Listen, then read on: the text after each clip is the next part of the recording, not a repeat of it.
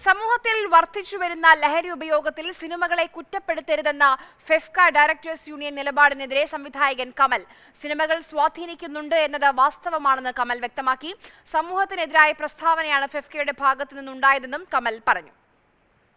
നമ്മുടെ സമൂഹത്തിൽ ഇപ്പോൾ ഈ വയലൻസും ലഹരിയുടെ ഒക്കെ ഉപയോഗം കൂടി വരുന്നു എന്നുള്ളത് നമുക്ക് എല്ലാവർക്കും അറിയാവുന്നതാണല്ലോ. അതൊരു യാഥാർത്ഥ്യമാണ്. അപ്പൊ അത് സിനിമയാണോ കാരണം എന്ന് ചോദിച്ചു കഴിഞ്ഞാൽ 100% സിനിമയാണെന്ന് നമുക്ക് പറയാൻ പറ്റില്ല. സിനിമയെ മാത്രം അങ്ങനെ അടക്കാക്ഷേപിക്കുന്നത് ശരിയല്ല. പക്ഷെ സിനിമയും സ്വാധീനിക്കും എന്നുള്ളത് വാസ്തവല്ലേ, അത് ഇന്ന് പറയാൻ പറ്റില്ല. അപ്പൊ സമൂഹം ഇങ്ങനെ അവസ്ഥയിൽ നിൽക്കുമ്പോൾ അതിനെതിരായിട്ട് സംസാരിക്കുന്ന പോലെ ആയിരിക്കും അതാണ് എനിക്ക് തോന്നുന്നത്. കാരണം സൊസൈറ്റിയെ നമ്മൾ അംഗീകരിക്കണമല്ലോ, സൊസൈറ്റിയുടെ ഈ ആകുലതകളെ നമ്മൾ അംഗീകരിക്കണമല്ലോ. അതാണ് എനിക്കിതിനെ കുറിച്ച് പറയാനുള്ളത്. Narcotic is A dirty business എന്ന് അന്ന് രാജാവിന്റെ മകനിൽ മോഹൻലാൽ പറഞ്ഞിരുന്ന ആ കാലത്ത് ആ സിനിമയിൽ മോഹൻലാലിന്റെ ക്യാരക്ടർ അവസാനം പരാജയപ്പെടുക, അയാൾ മരിക്കുകയും ചെയ്യണം. അപ്പോൾ അത്തരം കാര്യങ്ങളെ പ്രോത്സാഹിപ്പിക്കുന്ന വിഷയങ്ങളെല്ലാം അന്ന് സിനിമയിൽ ഉണ്ടായിരുന്നു. അതുകൊണ്ട് ഞങ്ങൾ അന്നത് പറഞ്ഞിട്ട് കാര്യമില്ല. ഇന്നിപ്പോ നമുക്കത് പറയാമോ? ഇപ്പൊ നമ്മൾ പൊളിറ്റിക്കൽ കറക്റ്റ്നെസ് ഇല്ലാത്ത ഒരുപാട് ഡയലോഗുകളും കാര്യങ്ങളും സിനിമയിൽ വന്നിട്ടില്ലേ? സൊസൈറ്റിക്ക് എതിരായിട്ട് ഒരു പ്രസ്താവനയാണ് ഇപ്പോ ഫെഫ്കയുടെ ഭാഗത്ത് ഡയറക്ടേഴ്സ് യൂണിയന്റെ ഭാഗത്ത് ഉണ്ടായെന്നാണ് എനിക്ക് തോന്നുന്നത്. അരുൺ ശങ്കർ നമുക്കൊപ്പം ടെലിഫോൺ ലൈനിൽ ചേരുന്നുണ്ട്. അരുണാണ് സംവിധായകൻ കമലുമായി സംസാരിച്ചത്. അരുൺ, എത്ര കൃത്യമായാണ് അദ്ദേഹം നിലപാട് പറയുന്നത്? സിനിമകളെ മാത്രം കുറ്റം പറയരുത്, പക്ഷെ സിനിമകളിലും സ്വാധീനിക്കും. ഇത്രയും നന്നായി ഒരുപക്ഷെ മറ്റാരും ഈ വിഷയത്തിൽ സംസാരിച്ചിട്ടുണ്ടാകില്ല എന്ന് തോന്നുന്നു.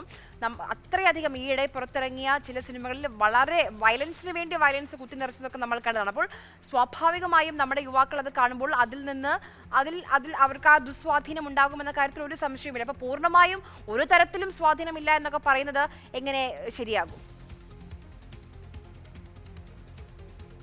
തീർച്ചയായിട്ടും ചില സിനിമകളുടെ ടാഗ് ലൈൻ തന്നെ ഇന്ത്യയിലെ ഏറ്റവും വലിയ വയലൻസ് ചിത്രം എന്ന തരത്തിലൊക്കെ ആയിരുന്നു. അപ്പോൾ ഈ സിനിമകളൊക്കെ തന്നെ നമ്മുടെ കൗമാരക്കാരെ സ്വാധീനിക്കുന്നു എന്ന ആരോപണങ്ങൾ അല്ലെങ്കിൽ വിമർശനങ്ങൾ ഈ അടുത്ത കാലത്തായിട്ട് ശക്തിപ്പെട്ട് വരുന്നുണ്ട്. ഈ സമൂഹത്തിൽ അടുത്ത കാലത്തുണ്ടായിട്ടുള്ള അതിക്രമങ്ങളുമായി ബന്ധപ്പെട്ടാണ് അത്തരം വിമർശനങ്ങൾ ഉയരുന്നത്. ആ വിമർശനങ്ങളെ തള്ളിക്കൊണ്ടാണ് ഇന്ന് ഫെഫ്ക ഡയറക്ടേഴ്സ് യൂണിയൻ രംഗത്തെത്തിയത്. അത്തരത്തിലുള്ള ആരോപണങ്ങൾ അല്ലെങ്കിൽ വിമർശനങ്ങൾ അസംബന്ധം എന്നുള്ളതായിരുന്നു ഫെഫ്ക ഡയറക്ടേഴ്സ് യൂണിയൻ എടുത്ത നിലപാട്.